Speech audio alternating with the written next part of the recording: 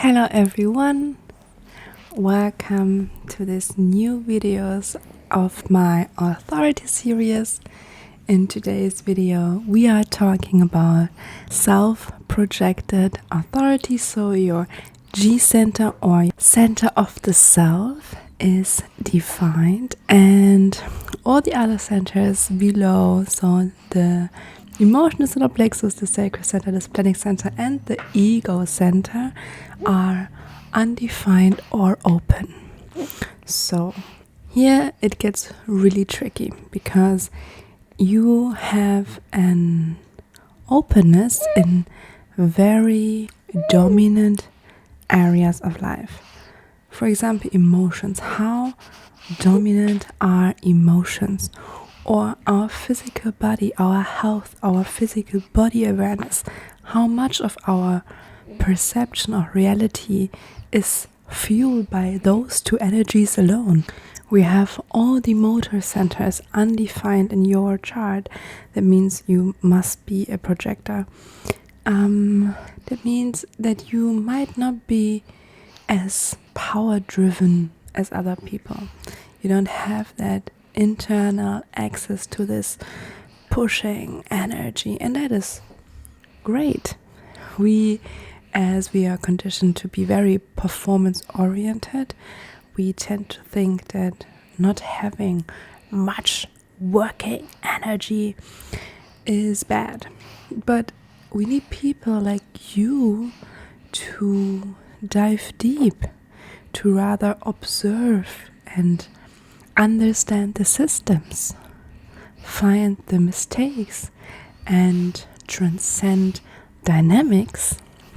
We need that, of course, because we can't all produce and work. We need people to reassess, to evaluate, to judge.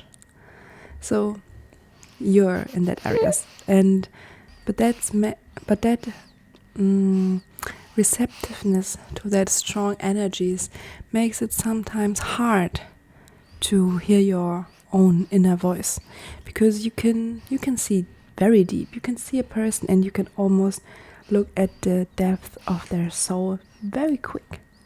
You immediately catch up on their energy and you feel their emotions and you see where they might have health issues or what they truly want but don't allow themselves to do it.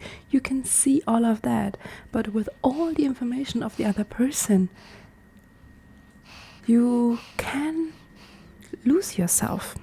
And especially for you with the self-authority, it's really bad to lose yourself. You need yourself because that's your backbone. Your G center of the self, is your backbone. I know that your throat is also defined, and that means that you need to express your identity. That is core for the survival of yourself. I really say survival because it's necessary, because it's definitely one of the most dominant energies in your whole chart. How should you make decisions? As the G center is the center of self, of identity, you must make decisions in alliance with your identity, with your core self, with who you are. And questions that might help you with that is this me? Does this feel like me? And think of you as really this character. Is this you? Is this my way?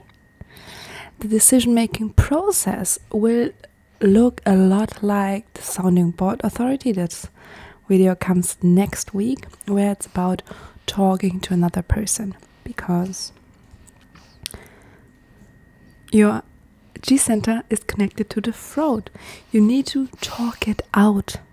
You need to find someone, and we'll get to how does someone needs to be. You need to talk to someone, but not to receive their advice or anything, but to hear yourself talking about yourself. It's really about you hearing yourself. You expressing yourself, and by expressing yourself, you understand, yeah, that really sounds like me, or oh no, that really does not sound like me.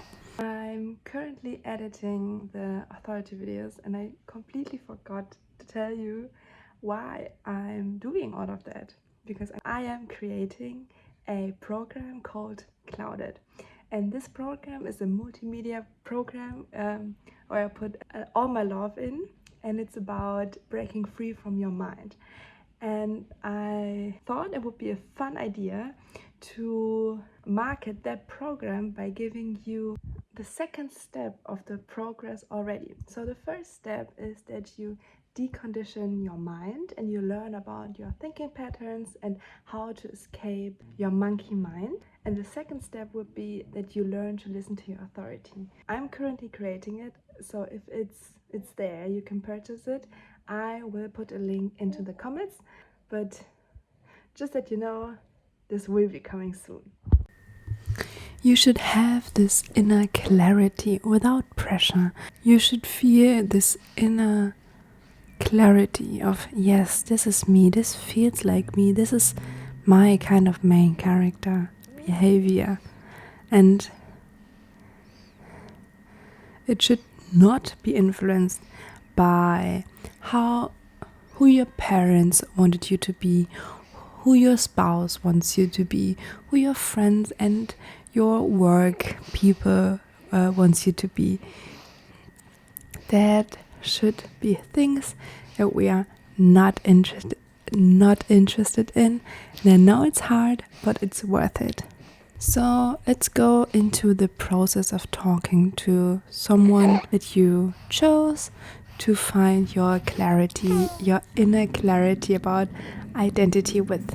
So it's important that this person has no interest in the result, because if this person has their own opinions, maybe their own emotions towards their decisions or towards you, and they are not outcome open, that's really bad, because first they would try to put their agenda onto you, which definitely is not listening to your authority, and it also prevents you to express yourself in a way that serves you, that suits you, and it gives you the clarity about yourself that you need.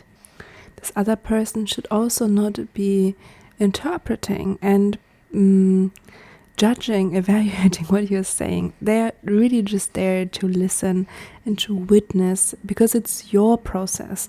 And I really highly recommend to not just start such a conversation without framing. So you can start a conversation like, hey, I have this thing. Would it be okay for you if I just talk it out? I need someone to talk to. But people often feel thrown off if you tell them that they should shut their mouths, but you know that there are people who can't keep their opinion towards themselves. And for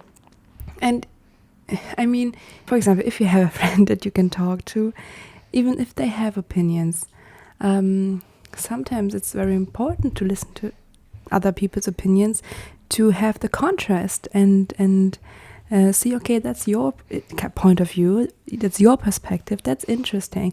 I feel completely different. So backlash, so to say, can also be productive in that way.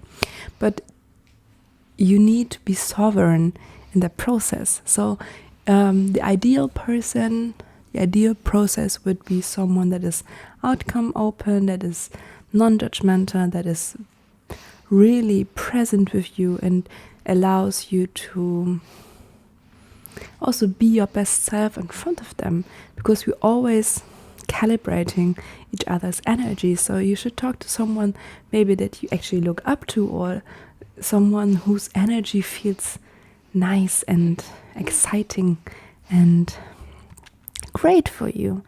But if you don't have someone like that, you can also talk to someone that you just trust and feel open to talk to. And even if they have other opinions or they can't keep their opinions towards themselves. And also that's why I struggled with that point just a few seconds before, because there is a difference of, I think you should do that, and be very aggressive about it, and also having another opinion but being very laid back about it, being humble about it, being like, yeah, okay, if this is your way, that's great, but I see it differently. But I keep it to myself. I just share my viewpoint, but of course I let it free, because you're responsible for your life by yourself. I think you get the difference. It's not that black and white. So, and also, it's kind of not so nice to tell people, can you just listen but don't answer? But you get what I mean. There is this difference in how people listen and are aware and are present, and how much they try to convince someone else of their opinion. So it should feel like an uplifting canvas. Someone where you can paint your own picture, the best picture of you that you can imagine. That's a good way to put it. Something that can happen if you're not experienced in that practice is that you keep on talking, but nothing feels like you are clear, or you don't come to a result. The reason for that can be, first, that you have been conditioned so badly, so intensely, that you don't get to the point to express your identity, that you have a filter even before expressing, and you have a lot of introjects. Introjections are, for example, you have an introjection of your mother who's always telling you you're always late and you're so irresponsible, and then you have the thought as a child, oh, I'm an irresponsible and late person. So you take that on as your identity. But this is definitely, maybe, but most of the time not your identity. This is an introject of your childhood. If you are highly conditioned, you might need to do a lot of healing work, deconditioning. I mean, there are a million ways where you can free yourself from the influences of your parents to actually get to the step where you can freely express yourself, because this is crucial to make decisions with the G Center. But you yourself, you also should not talk to convince the other person of anything, of your standpoint, of your identity.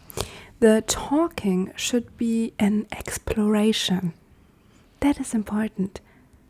You also need to be outcome open. You also need to follow your own talking like a curious child who's eager to experience an adventure, and follow that joy in your voice, that calm feeling of, this is me, this is exciting, life is great because I am me, that feeling, you know? In the wrong environment, every right decision will feel wrong, because identity, your sense of self, yourself can't exist alone. It's always existing in a dialogue with your environment, with the people around you, with the habitat that you are living in. So if everything feels off, feels wrong, there is no one to talk to. That is also the advice if you don't have such a canvas person that you can talk to. Change environment. Try different environments, cities. Like when you're on the countryside, try the city. If you're in a specific city, but this city is not working for you, try another city, another country, another, maybe if you're very immersed in one subculture, try another one, free yourself from that culture. So take a look at your environment, because the center of the self, the G center, is also our center of orientation. And if you can't make a decision according to your identity in the area that you're in the environment that you're in, maybe your center of orientation, of identity, of direction is telling you that you are in the wrong place in the first place.